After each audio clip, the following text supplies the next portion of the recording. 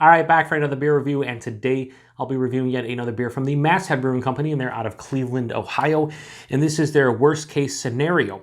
So they're calling this a double IPA that comes in at 9% alcohol by volume, 100 IBUs, and at the time of review, this can is approximately 3.5 weeks old. So I mentioned this in the IPA review, but I picked up a bunch of, actually not a bunch, I picked up 4 different Masthead like shelfie beers, and this one kind of piqued my interest the most because it's a pretty big double IPA, 9%, 100 IBUs, and I was like, man, this is just kind of like a shelfie double IPA. It's pretty big, and yeah, I want to give it a go.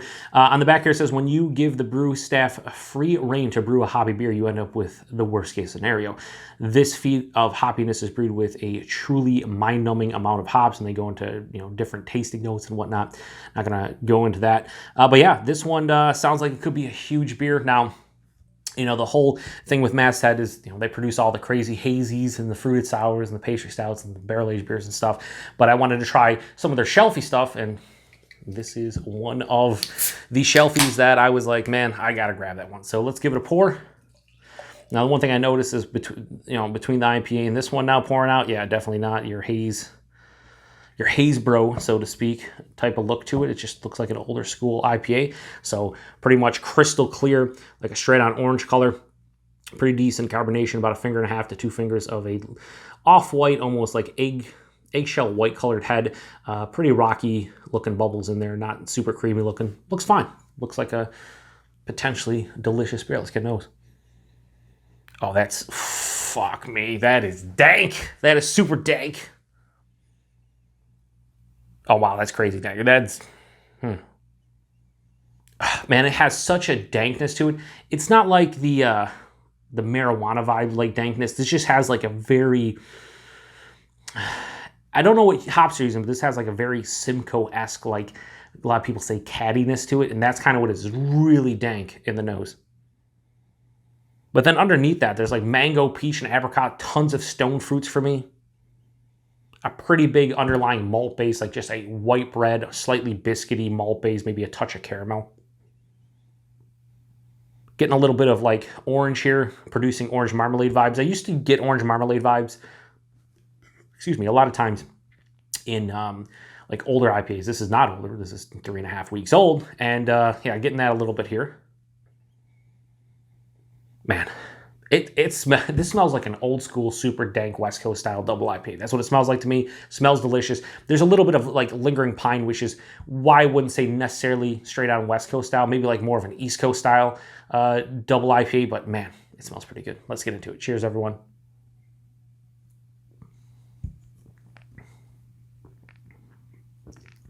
That is a big beer. You can tell this is a big beer.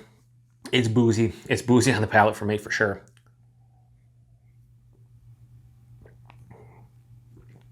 It's boozy, tons of resinous hop, just period. Just like sticky hop resin. Right up front, big blast of that malt, white bread, touch of caramel. But then that dank, I wouldn't even say the dankness sneaks in. The dankness is omnipresent. It's all over the place. It's quite dank. Halfway through the palate, that stone fruits, peach apricot, like almost like the pit of a peach, pit of an apricot type of thing coming to the forefront. It finishes semi-dry with a pretty substantial booziness overall. Decent amount of residual sweetness as well, but this is not overly sweet at 9%, which is nice. This has enough hop character to kind of override the substantial sweetness you have. I typically get, like, you talk 9, 10, 11% double, triple IPAs.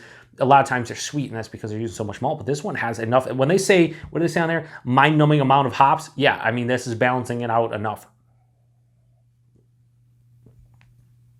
Body on this one's higher side of medium body, so 9%, maybe a touch thin, but I'm cool with that. I always say that in my double triple IPAs reviews. If the body's a little bit thin, I'm okay. It makes it more drinkable for me. I don't want to drink a big viscous, double or triple IPA. I'd prefer to stick to the stouts and the bigger beers when it comes to those bodies. The mouthfeel on this one,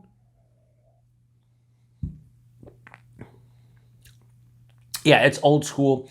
It's crisp. It has a decent amount of carbonation, not really smooth or soft or creamy. This is like this is like a hybrid of an East Coast and a West Coast. West Coast from the dankness and just like just a lot of characteristics from a West Coast style, but it doesn't have the big pine resin that you would get in a West Coast. I think this leans probably more East Coast, but I think it's like a nice hybrid between the two styles. Maybe it's a Midwest double IPA. I have no idea what I'm talking about. Yeah, this is actually relatively drinkable. The booziness is starting to die down my palate after each sip. I am getting a big warming into the chest and the stomach, but I'm actually enjoying this one. Wow. Yeah, it's a big beer, 9%, 100 IBUs. You're kind of expecting just this big hop-forward monster of a beer. I mean, I kind of expected a booziness. I kind of expected a big hop punch, and I'm kind of getting that. Yeah, you can tell this is a bigger beer. This drinks like 8.5%, 9%. You can tell it's a bigger beer because of the intense character, intense nature of the hops are definitely prevalent in this beer, and I dig that. Yeah, this is a really well-made, big, older style, old school style, I should say, double IPA. I wish there was a little bit more to like fruit character to this one, not like New England style. Oh my god, give me fruit juice, but just like I want a little bit more fruit character. Like outside of those stone fruits, not really getting even like a little bit of a citrus now on the taste. Not really getting any tropical fruits. So I'd like to see a little bit of the fruitiness to break up the monotony of the dankness and just the actual maltiness of this beer. I think it is well balanced between the malt character and the hop character. I think it has a really good balance to it. But yeah, this is a big beer. If you're into old school style double IPAs, whether it's West Coast or East Coast, and you want something that's going to be like palate wrecking, so to speak, this is up there. So worst case scenario, double IPA from Masthead. I'm going to give it a 4 out of 5. For what it is, I'm really digging this. Is it my favorite double IPA I've drank recently? No, but I think for what it is, it's pretty damn tasty. And what I really like about it too is the value and availability. Availability, I really don't know too much about Masthead outside that I know they get distribution just in and around Cleveland. I picked this up in Mentor, Ohio. So what is that? Less than a half an hour away from Cleveland, right around half an hour away from Cleveland.